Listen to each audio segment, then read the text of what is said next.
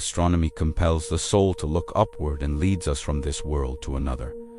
Plato, close your eyes and imagine that beneath a forgotten hill in the heart of Turkey, something slept for more than 12,000 years. Long before pyramids pierced the sky, before letters learned to hold language, men and women raised giant T-shaped pillars, carved with animals and signs no one could fully read. When the first spades lifted the soil in the 1990s, the hill had a Göbekli Tepe.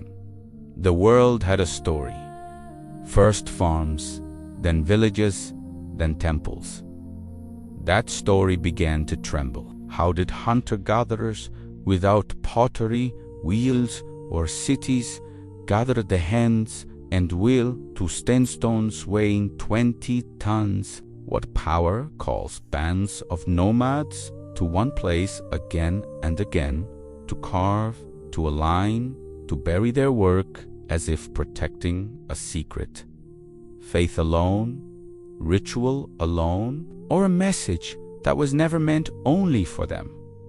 Walk for a moment into the circles. Pillars bezeled the horizon of each enclosure. Some have belts and folded arms, stylized bodies made of stone. Around them swarm foxes, serpents, boars, birds of prey, scorpions, aggressive, precise, repeated, not scattered as decoration, but arranged as if grammar mattered. The more you look, the less it reads like random art, and the more it feels like a language. And then there is the choice that still startles.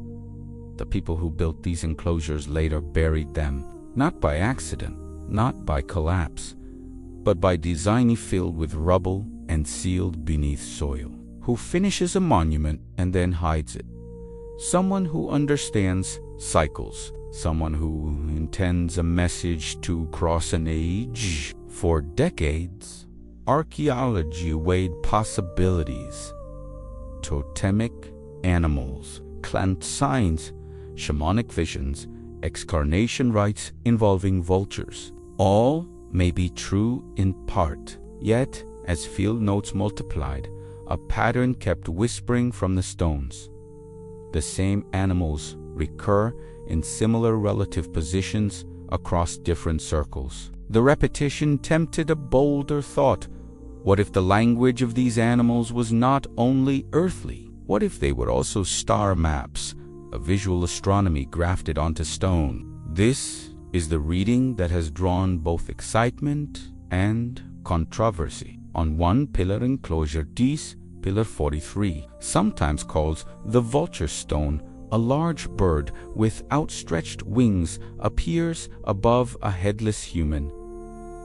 A scorpion rests below. Other signs flank the scene. Some researchers in Astronomy propose that these elements correlate to parts of the night sky. The scorpion to the constellation Scorpius, the vulture to a region of the Milky Way, other creatures to nearby asters. In that reconstruction, the arrangement points to a specific celestial configuration that would have appeared roughly 12,800 years ago near the onset of the Younger Dryas, a sudden cooling event that reshaped climates and species. Important caveat: this is a hypothesis, not a consensus. The Younger Dryas has several proposed causes. One hypothesis involves cometary fragments, but it remains debated. Likewise, mapping animal reliefs one-to-one onto constellations relies on interpretive choices. Still, the fact is captivating. When you compare the pillar-esque composition to reconstructed skies of that period, correspondences appear that are hard to ignore. Even if you resist the strongest claims, the idea that late Pleistocene observers tracked to the heavens with unusual attention is no longer easy to dismiss. Enter a new kind of helper: machines that do not tire. Over the last decade, archaeologists and digital humanists have scanned the Göbekli Tepe with LiDAR and high-resolution photogrammetry, building three-dimensional archives of every groove and chip. Teams have then used statistical tools and neural networks not to conjure magical answers, but to surface patterns our eyes might miss. The systems cluster motifs, measure relative positions, test symmetries, and compare arrangements across enclosures. In those experiments, correlations between certain animals and certain angular placements recur with more regularity than chance would predict. Again, caution matters. Pattern does not equal proof, but pattern invites better questions. The questions spiral outward. If Pillar 43 really encodes a moment in the sky, was it a memorial of a catastrophe? An annual marker? A teaching stone? If Fox imagery clusters, where Sirius would rise the brightest star in the night does, that suggests practical observation, mythic association, or both? If serpents slither along the same arcs across circles, were they tracking the slow procession of the heavens over centuries? None of these ideas negate ritual or myth. They enrich them. A hunter who knows the sky, knows the seasons, the migrations, the return. A people who farm the heavens harvest meaning as well as grain. What we can say with confidence is itself wondrous. Göbekli Tepe is old radiocarbon dates put its earliest phases in the 10th millennium BCE. It is monumental megaliths quarried and raised with communal labor and ingenuity. Its iconography is rich in animals and abstract signs carved with skill, and it was intentionally buried it, circles entombed in their own lifetimes, then built over by later enclosures. Those are facts. Around them, interpretations orbit. One interpretation changes the arc of our own story. We used to say agriculture birthed surplus. Surplus birthed hierarchy. Hierarchy birthed temples. Göbekli Tepe suggests a different sequence. Shared sacred purpose may have gathered people first. That gathering may have demanded feasts. Those feasts may have catalyzed domestication. In that lychee culture did not only grow from bread, it grew from meaning. The altar may have preceded the plow. Another interpretation reframes time. Many moderns assume history is a line. Yesterday to today to tomorrow. The builders of Göbekli Tepe seem to have felt time as a circle. Stability punctuated by rupture, destruction followed by renewal. If Pillar 43 memorializes a sky during a global chill, that stone says, "We were here when the world turned fast. We carved this so you would remember." Even if the pillar encodes a different moment, the act of burying knowledge in place suggests a trust in the future. That some hands someday would dig where they stood and read what they wrote. Where does artificial intelligence genuinely help? By humility. It cannot decree which myth is true. It can, however, count. It can measure the angle between a scorpion and a vulture across pillars with sub-degree precision. It can test how often foxes appear at one sector of an enclosure compared to another. It can simulate millions of sky configurations and score matches against carved scenes. Used responsibly, it becomes a lens that sharpens questions and reduces our blind spots. Used recklessly, it becomes a factory of coincidences. The integrity lies not in the tool, but in the team that wields it. Archaeologists, astronomers, statisticians checking one another's work. Skepticism has its own gift. It reminds us that multiple layers can be true at once. A vulture can be a vulture, an emblem of excarnation rites, in which bones are defleshed under the open sky. The same bird can also point to a swath of the Milky Way in a cosmology where the road of souls runs among the stars. Ritual and astronomy need not compete. They can converse. We carve the heavens into stories because stories let us live with what is too vast to grasp. What, then, is Göbekli Tepe asking of us now? Not only to admire, to listen, to remember that knowledge is not just discovered, it is stewarded.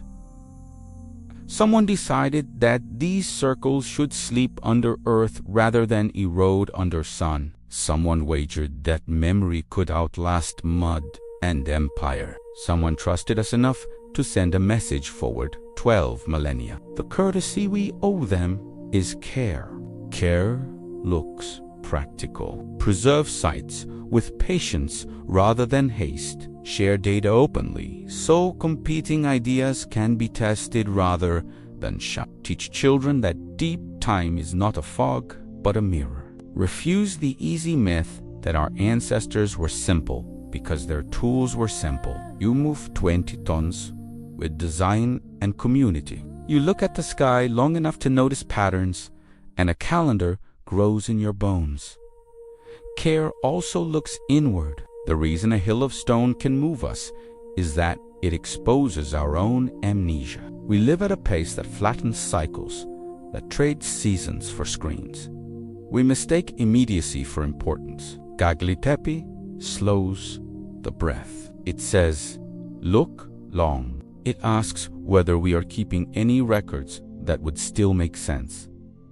If the lights went out for a century and then came back on, it asks whether we are burying anything worth unearthing.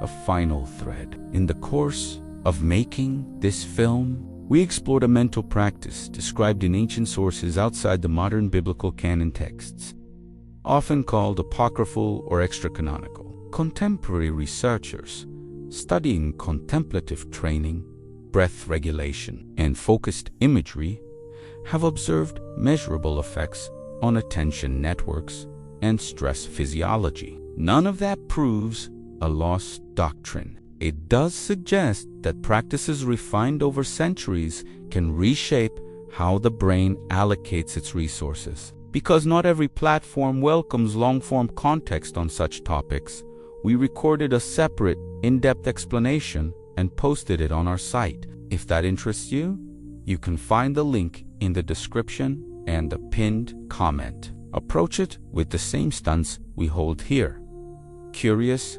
critical, and grounded. Return now to the hill. Picture 1, enclosure in fresh light.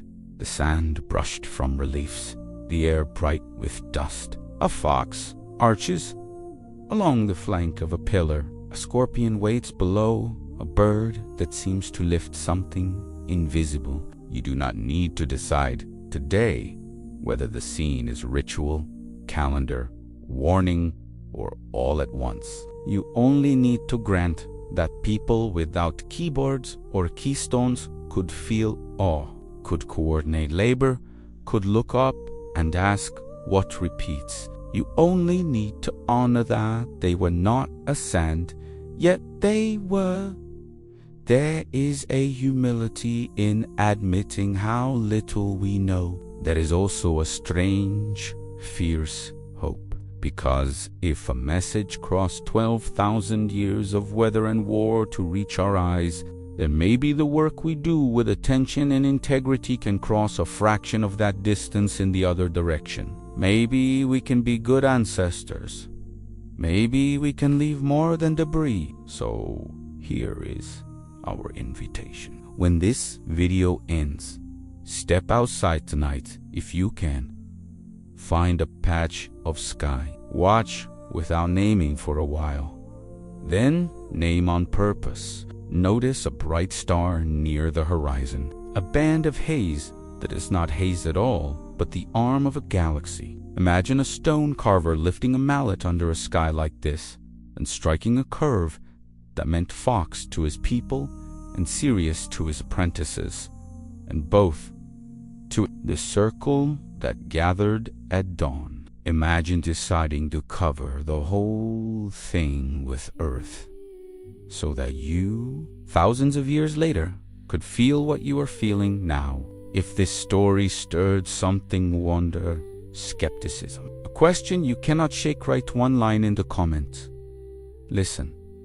Let it be a reminder that the past is not a museum of dead ends. It is a conversation interrupted by time. And we, briefly, are the ones with the chance to answer back. Thank you for walking this ridge with us. If you want to go deeper, the first link below gathers sources and counter-arguments so you can weigh the evidence yourself. The second link explores the contemplative practice we mentioned, how it may affect attention and regulation when used responsibly. And on your screen now are two doors. One leads to the engineering of ancient stone, how people move the immovable. The other leads to the night sky, how myth and measurement prayed it together long before telescopes. Choose with curiosity. The greatest revelations rarely arrive where we expect them. They arrive where we are willing to look long enough.